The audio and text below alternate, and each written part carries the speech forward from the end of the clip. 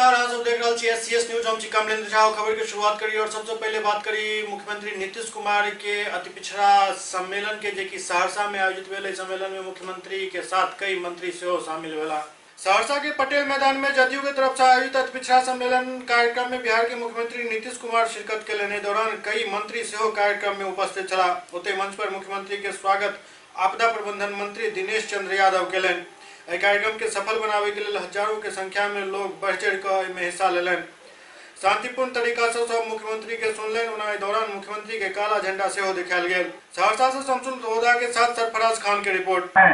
और आपको मैं बताना चाहता हूँ, बाल विवाह के शिकार जो लड़कियां हैं, महिलाएं हैं, गर्भ धारण करती हैं, बहुत कष्ट होता है और बड़ी संख्या में ऐसे महिलाओं की मृत्यु हो जाती है।